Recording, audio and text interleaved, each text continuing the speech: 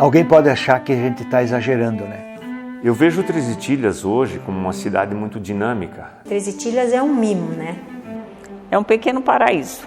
É a primeira frase que eles dizem: como a cidade de vocês é bonita. Eu vejo Três Itilhas como uma das mais preciosas joias da coroa de Santa Catarina. Nós moramos num paraíso e sabemos. Três Itilhas é isso.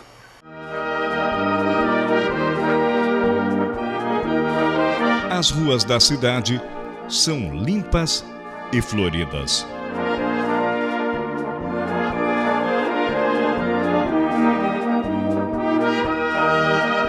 Casas construídas em estilo arquitetônico alpino, com flores nas janelas e varandas.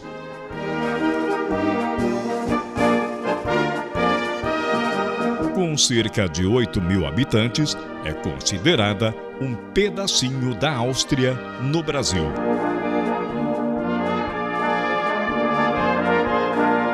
Neste cenário se destaca a herança cultural dos imigrantes, por meio da dança.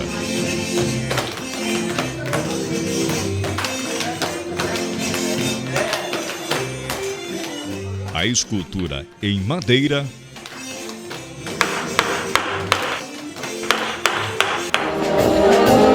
e a música típica.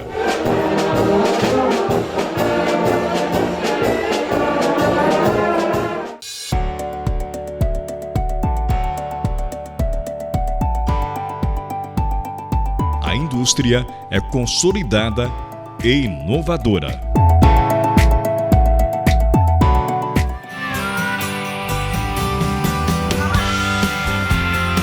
O agronegócio é robusto e altamente tecnificado.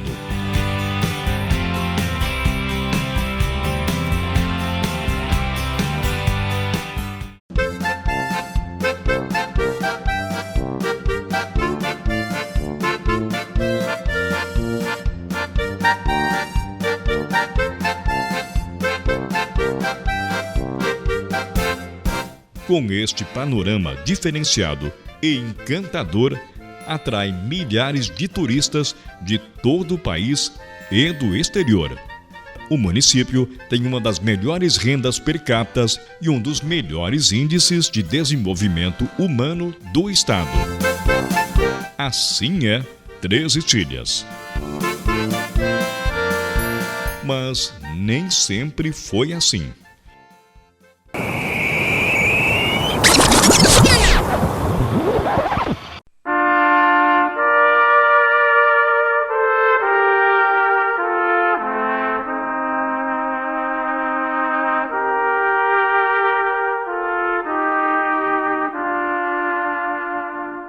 Para chegar até aqui, foi necessário percorrer um longo caminho.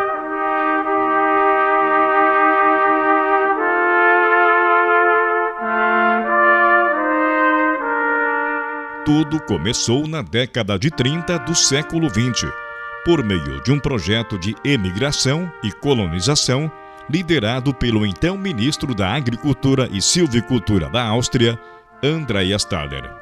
Esse projeto de imigração, ele começou bem antes do 1933, que a gente tem aqui como referência. Lá nos anos 26, 27, 28, a crise econômica, a crise social que teve na Europa estava muito forte já. Então a Áustria tinha sido retalhada no final da Primeira Guerra Mundial. Antes disso era o maior império da Europa e depois virou esse país pequenininho que é hoje e com as fronteiras fechadas ainda. Então perdeu esse território e numa época em que as famílias tinham muitos filhos, onde a industrialização dessa área da Áustria era muito pequena, ainda nessa parte que sobrou da Áustria. E o meu bisavô, então, ele fez parte do primeiro governo dessa primeira república austríaca. E foi justamente essa época, a depressão dos anos 30, no mundo todo. Havia uma falta de liquidez, uma falta de comércio. A Primeira Guerra Mundial não foi bem resolvida também. E eles tinham muitos órfãos também da guerra, muita gente desempregada, o produto dos pequenos agricultores, dos agricultores, não valia nada, né? Muitos não conseguiam pagar os impostos com o que ganhavam, com o que produziam nas suas pequenas propriedades. Havia sempre a tensão de que essa guerra poderia voltar, e voltou logo em seguida. Então, nesses anos que ele, como ministro da Agricultura, procurou possibilidades de assentamento, possibilidades de achar trabalho, subsistência para filhos de agricultores, principalmente, né? E aí, ali em 1928, começaram os estudos da possibilidade de uma terra no exterior. Aí começou uma série de viagens. As primeiras 2 ele fez por iniciativa particular, porque o governo não entendeu dessa maneira ainda de que seria um caminho, né? Viajou para a América do Sul, principalmente Brasil, Argentina, Chile, Paraguai. Foram os países assim que ele andou bastante, né? Na América, principalmente, porque nos outros países onde a Áustria já tinha tentado algumas imigrações, não tinha dado certo. E aí foi vendo onde haveria possibilidade de terras onde essas pessoas austríacas pudessem fazer um assentamento, onde fosse uma região saudável para pessoas das montanhas, que as terras não fossem demasiadamente caras também. E também porque o Brasil era um país livre, onde eles poderiam manter a sua língua e a sua religião. Onde não houvesse risco de instabilidade social, justamente se eles vislumbravam uma guerra pela frente, que não fosse uma região perigosa de guerras, de conflitos. Então, aí que veio esse projeto. Ele tinha as informações do governo brasileiro, que o governo brasileiro estava incentivando essa vinda de imigrantes de outros países, principalmente gente honesta e trabalhadeira, que era o que o Brasil queria. Meu avô, André Thaler, ele veio junto com o primeiro grupo, tinha 19 anos já, era o filho mais velho, e ele me contou da primeira manhã que eles dormiram aqui num alojamento improvisado, mas que tinha geada realmente nas tábuas aí. Teve nessa viagem umas coisas curiosas. Primeiro que eles saíram de lá com as trajes das montanhas, com as roupas quentes, que não sabiam nem usar muito roupas leves, né? Passaram muito calor aí nos trópicos, no Rio de Janeiro, chegando aqui em Santa Catarina também, vindo aí de São Francisco, a região de Joinville, que é muito quente, para depois chegar aqui e ser frio. Mas essa parte do frio era uma coisa muito bem-vinda para eles. Inclusive foi um dos motivos assim de escolher uma região um pouco mais alta, que não tivesse tanto calor. Então eu acho que para eles foi uma surpresa muito positiva de sentir o frio e não de sentir o calor e os mosquitos, né? O ministro André Thaler foi um grande desbravador, um grande incentivador, um homem muito empreendedor. Eu conheci a história dele profundamente pelo fato de hoje ser peça integrante da família do ministro. Eu estive na Europa, na Áustria, em Virtinal principalmente, onde que o ministro morava, onde tinha sua família. Eu conheci profundamente sua história também no Congresso em Viena. Estive presente pessoalmente lá no Congresso, onde desenvolvia suas atividades, e a gente viu que era uma pessoa muito visionária. Inclusive, ele colocou toda a família dele em prova, vindo com ele aqui, talvez com muita dificuldade, liderando toda uma migração de diversos anos, que acabavam se somando na sua totalidade, para que isso aqui fosse o que é hoje. Eu admiro muito, muito, muito, primeiro admiro o ministro André Thaler, pela coragem dele, porque eu acho assim que uma pessoa como ele, o ministro da Agricultura da Áustria na época, deixar tudo o que ele tinha, tinha muitos filhos, a esposa, ele tinha uma estabilidade, sair de lá, encarar uma expedição para um país totalmente desconhecido, imagina um país aqui na América, e trazer todo esse pessoal, imagina quase 800 imigrantes para cá, e a gente sabe que cada pessoa traz um problema. É uma pessoa, ela traz uma solução, mas ela traz um problema junto com ela. E chegar aqui, tu imagina o que esse cara passou trazer todo mundo, ele era responsável por essas pessoas, trazer para cá. Eu acho assim que a coragem que ele teve de trazer todo esse pessoal e as pessoas que acreditaram na ideia dele, porque ele tinha que ser muito convincente, né? E trazer para cá e embarcar com todas as consequências. Então assim, a gente só agradece, porque se ele não tivesse feito isso, talvez hoje não iria existir Três Itilhas, nós não estaríamos aqui.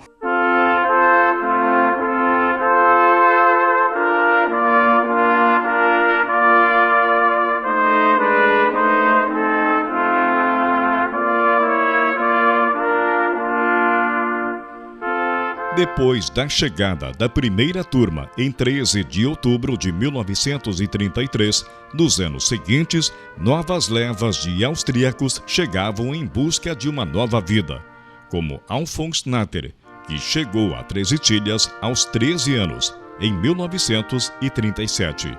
Embarquemos no navio em Gênova. O nosso grupo contou com 87 pessoas. Dos imigrantes. Eram de todos os estados da Áustria. A maioria era tiroleses. Muita gente ficaram mal no navio, né? Da nossa gente. E para mim não fez nada. Eu vi muito bem. No Rio de Janeiro ele encostou a primeira vez o nosso navio. E depois de Rio de Janeiro, ele foi até Santos lá também, e ainda uns se embarcaram e ficaram por lá umas horas. Depois fomos até São Francisco do Sul. Lá tinha trem. No outro dia, fomos com o trem para Porto União. Lá tinha que esperar para vir o trem de São Paulo e pegar aquele 3 de agosto. Chegamos aqui em Três Itilhas, 1937. Chegamos ali, tinha um tal de Strickner, esse já tinha tipo fornecia comida, né? Era tudo preparado já para a gente. O falecido pai, ele comprou um terreno na linha Caçador. Linha Caçador já estava bem aberto. Tinha umas partes de família de alemão, tal dos Mergner e Bonn.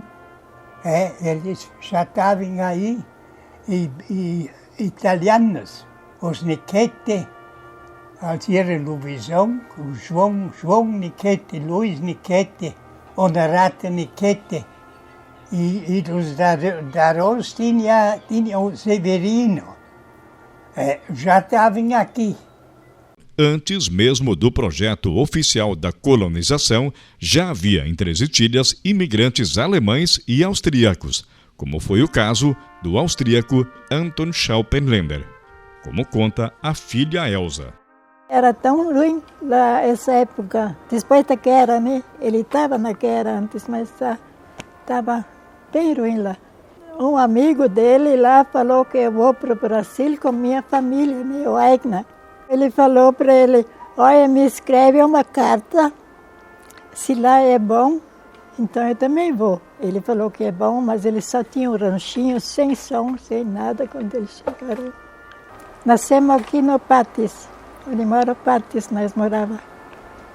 E depois o pai comprou do Schneider, uma colônia lá, 7 quilômetros.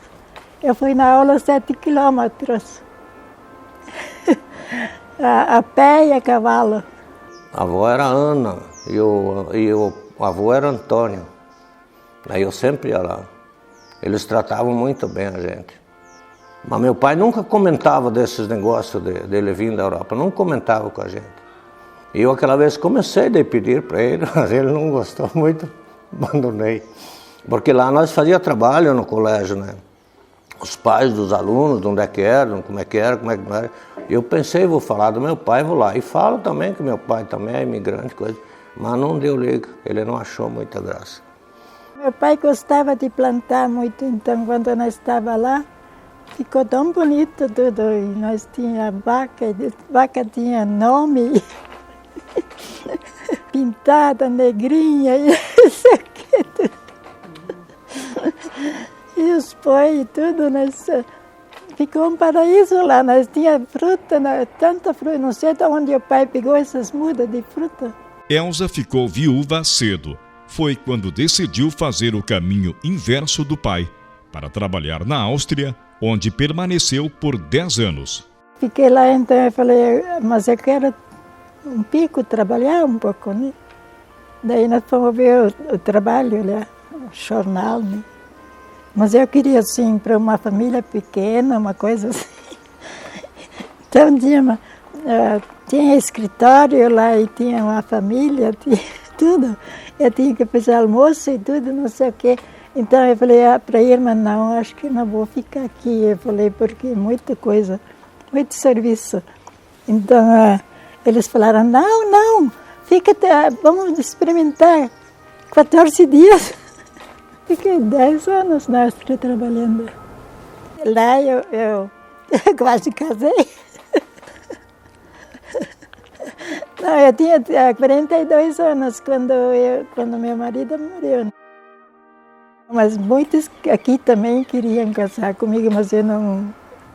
Antes, em São Paulo, eu fiz um curso de enfermagem, trabalhei com idosos, com gente idosa.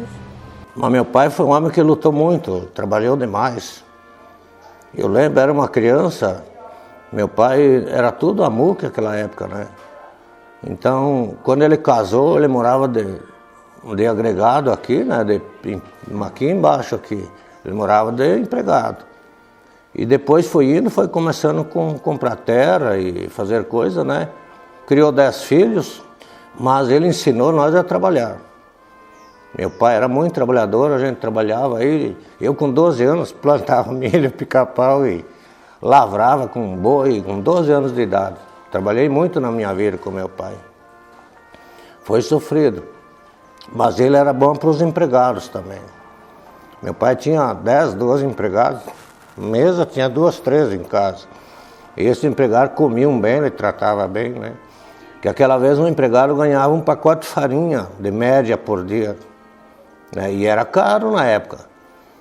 Meu pai plantava milho aqui, daí foi comprando terra, emprestava dinheiro aqui, emprestava dinheiro lá. E foi se colocando, e deu terreno para todos os filhos, os homens, né?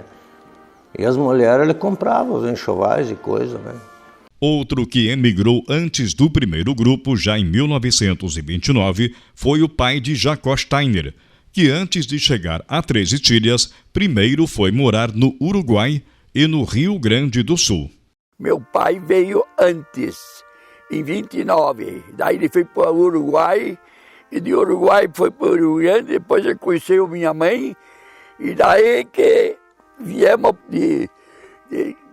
como é que se diz, era a estação de Raurama, naquele tempo, na linha 3 ou 4, né? Ele tinha sabido aí que Fraiburgo tinha terreno para vender, né? Daí ele ia comprar ali.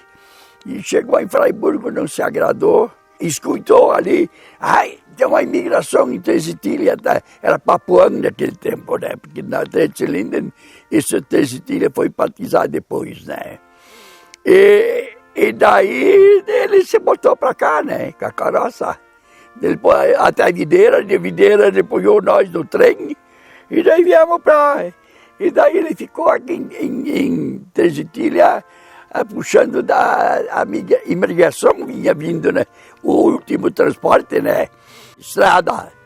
Era um carreiro, né? E ali não era qualquer... O meu pai tinha 3 animais na carroça. E daí ele começou a puxar os imigrantes ali, as mudanças, por exemplo, mala e coisa, né? E daí ficamos aqui, ele ficou tempo em Três Itilhas trabalhando, e daí o André Astala, o ministro, ele deu terreno, ajeitou um terreno lá em Três Barras, né? E daí de lá eu me criei até os 21 anos, depois vim para Três Itilhas, né? Que daí me fiquei conhecendo a mulher que ela foi passear lá para esses nossos meios, E deu acaso e no fim deu tudo certo, né? E a gente veio daí, e fiquei daí 5 anos com eles, depois eu vim aqui, que aqui já estou 62 anos, né? Morando aqui onde é que nós estamos agora, né? E daí mas não tinha nada, né? Foi eu que fiz tudo que tem aqui, foi do meu pulso e daquele tempo, Milton. Você não ganhava telha para comprar. Você tinha de derrubar o pinheiro, lascar, fazer a tabuinha. E isso eu fazia, eu era craque nisso. E eu fazia na base de 450, 500 telhas ao dia, né? Lascado, porque não é bem fácil, viu, lascar isso, né? Os primeiros anos aqui foram propriamente de construir o que era assim um plano piloto, porque essa imigração ela era para ser muito maior, ele era um projeto para ser realmente de assentamento de muitas famílias que aliviasse uma crise social num outro lugar, dessa subsistência para essas pessoas e que outras pessoas lá tivessem o que comer e tivessem espaço. Então, com a Segunda Guerra Mundial, isso acabou não acontecendo, porque não vieram, então, os grupos subsequentes, né? Eles chegaram aqui, tinha muita mata ainda, né?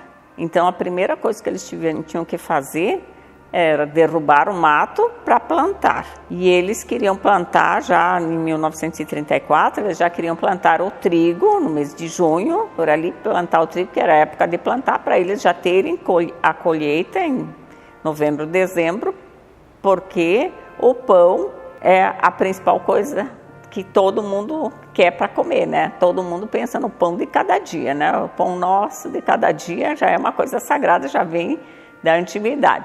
Então, eles, no início, lutaram para conseguir fazer a plantação do trigo já no primeiro ano que eles estavam aqui. Porque como eles chegaram em outubro, já era tarde para isso, né? A gente vê, assim, bem dos primeiros anos, as grandes dificuldades. Primeiro, que eles vieram com uma ideia de montar indústria, de montar uma cidade já não só agrícola, vieram engenheiros, vieram mecânicos, veio um projeto nesse sentido um pouco mais amplo, e isso foi muito difícil. Três Itilhas tem esse diferencial pelo fato de que aqui foi uma colonização organizada a partir da Áustria, né? Mas na região nós temos que incluir Três Itilhas no contexto regional. No contexto regional, nós já tínhamos aqui, por ser sul do Brasil, a presença de imigrantes alemães, a presença de imigrantes italianos, né? Havia até mesmo imigrantes também de origem da Áustria, só que de levas migratórias mais antigas. Aqui em Três Itilhas, então, havia já uma pequena capela de São Bento.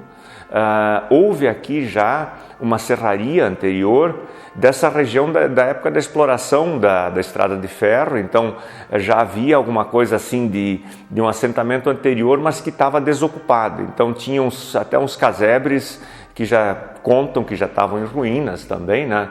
Mas essa ocupação anterior, essas pessoas que moraram aqui, não houve o contato com eles, porque já eram pessoas que tinham ido para outra região depois, né? E o meu pai falava bem o italiano. Ele estava na guerra, na Primeira Guerra Mundial, e lá ele aprendeu a língua. Ele trabalhou até num escritório na Itália. Quando ele foi preso, logo depois ele sabia a língua perfeito.